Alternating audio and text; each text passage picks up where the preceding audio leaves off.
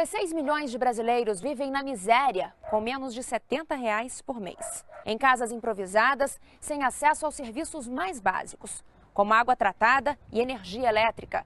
O Caminhos da Reportagem foi em busca dessas pessoas, ver onde vivem e como vivem. Encontramos histórias de vidas muito sofridas, mas também esperança. Constatamos que o país da desigualdade está mudando e que a distância entre pobres e ricos, apesar de ainda enorme, está cada dia menor.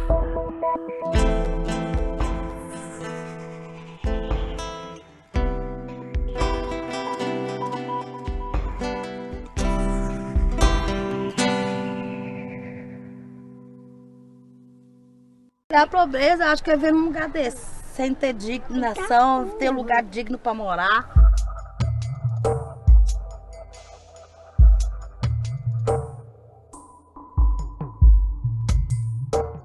De vez em quando falta água, mas a gente vive do jeito que vive.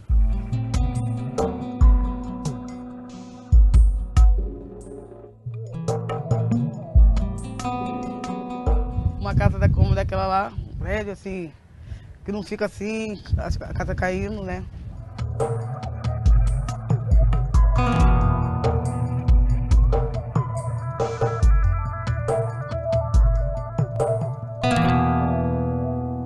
Você chega, você é discriminado. Não ter dinheiro suficiente para consumir alimentos que garantam pelo menos 1.750 calorias por dia. Essa é a definição de pobreza segundo a FAO, órgão das Nações Unidas para a Agricultura e Alimentação. Para a CEPAL, Comissão Econômica para a América Latina e Caribe, o limite seria uma dieta um pouco maior, 2.200 calorias por dia. Aqui é onde eu coloco o arroz. Aqui é o café, né? Que você tá vendo aqui ainda tem um restinho. Aqui o açúcar, não tem nada. E o trigo, que eu ganhei da igreja. Aqui é a farinha. É a farinha de trigo, aqui é a farinha branca de mandioca. Para a ONU, Organização das Nações Unidas, pobre é quem tem renda de até $1,25 por dia, cerca de R$2. A pobreza é não ter o serviço fechado, não ter uma casa boa para você morar. A União Europeia considera pobre quem ganha até 60% da renda média da população do país.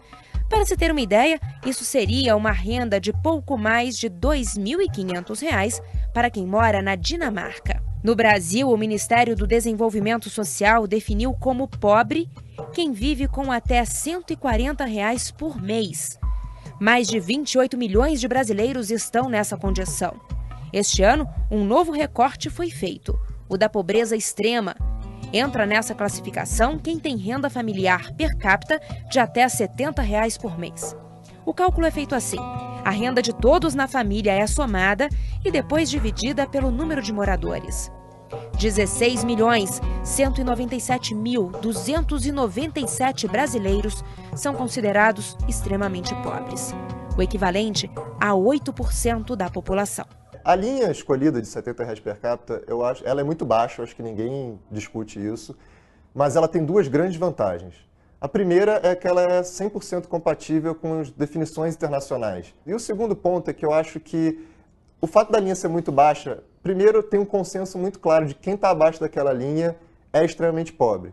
Porque não existe uma definição científica do que é ser extremamente pobre, é sempre uma decisão que tem um caráter político óbvio. E é difícil construir consensos nessa área. Agora, se você bota uma linha baixa, você tem um consenso de que ela é baixa, mas ninguém discorda que aquelas pessoas merecem atenção porque são extremamente pobres. Ela permite que você foque entre os mais pobres e entre os pobres. As pessoas em situação extrema de pobreza estão espalhadas por todas as regiões do país, dos povos ribeirinhos do Amazonas às favelas do Sul.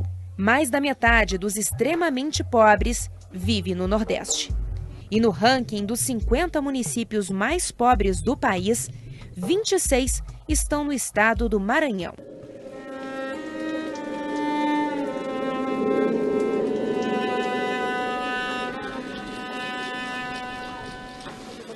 Em comparação ao número de habitantes, o Maranhão é o estado que tem mais pessoas em situação de extrema pobreza. De cada 4 habitantes, 1 vive na miséria. A vida não é muito boa não, filha. A vida de pobre, sabe como é que é, né? Você tem medo da casa cair? Eu tenho. Mas o que a gente vai fazer? A gente põe, a gente remenda, mete madeira, compra madeira, remetendo, pregando. Seu Virgino é um dos moradores do bairro da Liberdade, em São Luís. A comunidade é cortada por uma vala, por onde escorre não só a água da chuva, mas também o esgoto de todas as casas. Aqui não há parquinho, e é no meio do lixo e da água contaminada que as crianças brincam, no mesmo lugar onde os ratos se escondem. Boa parte dos moradores da Liberdade vivem no seco, nome dado à parte da comunidade que tem casas em terra firme. Outros tantos moram em palafitas. Em que condições? É o que vamos conhecer agora, a convite da Rose, que vive aqui há 4 anos.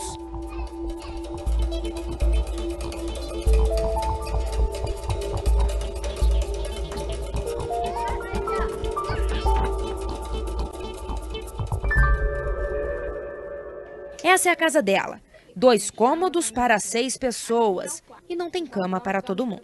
Dá pra ver aqui nas telhas, tem uns pedaços que não estão tampados, né? Que tem uns buracos. Molha tudo aí, molha. Como é que é quando chove? Molha tudo. E quando chove à noite, balança muito, a gente fica com medo da casa cair e a gente fica acordado. Aí molha tudo. Aí, o único lugar que não molha muito é na sala. Aí a gente corre pra sala. Os meninos estão dormindo, mas eu e eles estamos acordados, porque se acontecer alguma coisa... Todo ano, Rose vive a mesma agonia quando chove, quando a maré baixa e o perigo da casa cair é maior, e quando a maré sobe. Quanto mais a casa mais alta, mais ela balança. E se deixar abaixo, a maré entra, aí destrói tudo que tem. A gente já tem pouca coisa e para comprar, a dificuldade. E quando a gente arranja serviço que a maré tá grande, a gente nem vai porque se quer banhar na maré, a gente tem medo, né? De ir e achar eles banhando na maré. Eles querem olhar, eles pensam que é praia e querem banhar. Aí é de aqui, quem mora aqui é difícil.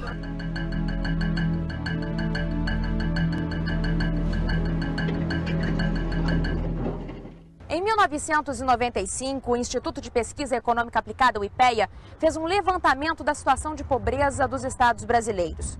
O mesmo estudo foi repetido em 2008. Aqui no Maranhão, a riqueza produzida pelo estado, dividida por cada habitante, cresceu 6% nesses 13 anos. Mas a pobreza não diminuiu no mesmo ritmo. A população pobre caiu apenas 2%. E fomos em busca dos mais pobres. Pegamos a estrada rumo ao interior do país. Destino final, Junco do Maranhão, um município pequenininho que depende quase que exclusivamente do repasse de benefícios assistenciais. Na estrada encontramos seu Manuel vendendo um produto típico do estado, a farinha de mandioca, branca, com manteiga, amarela e de puba natural. A farinha que garante o sustento do seu Manuel vem de produtores aqui de perto. Um deles é o seu Dedé, que aprendeu a mexer farinha com o pai. Assim dá para levar a vida. Aí já tem uma filha da gente que vive empregada trabalhando numa lojazinha, já tem a mulher que trabalha costurando, e aí a gente vai levando a vida. E aí no fim do mês soma de um, soma de outro? Soma de outro e dá para pagar o feijão, né?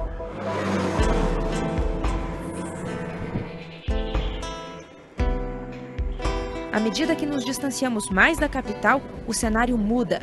Casas de taipa, telhados de palha, falta de emprego. Por aqui o dinheiro não circula, não há comprador para a pequena produção. A vida de muitas famílias se desenrola às margens da BR, alheia às riquezas transportadas pela estrada. É hora do almoço. O que será que essa família tem para comer? Arroz, o feijão e o peixe frito. Pegado do garapé mesmo, que a gente pega mesmo. Ele está aí 3 horas, 4 horas da manhã. Esse aqui é o prato de quem já? É o meu. É o seu esse? Uhum. E quem que pescou essa piabinha? Foi o meu marido. E é aqui perto, dona Maria? É não. É um... Antônio. E Antônio? Seu Antônio, esse peixe do almoço que o senhor pescou, da onde ele vem? É longe daqui que o senhor pesca? É longe. Dá quanto tempo? Eu gasto, para me chegar lá, eu gasto 1 hora e 20 minutos de bicicleta. Lá eu fico pescando 3 horas de relógio. E aí eu pego 1 quilo de peixe, 2 quilos. Eu pego até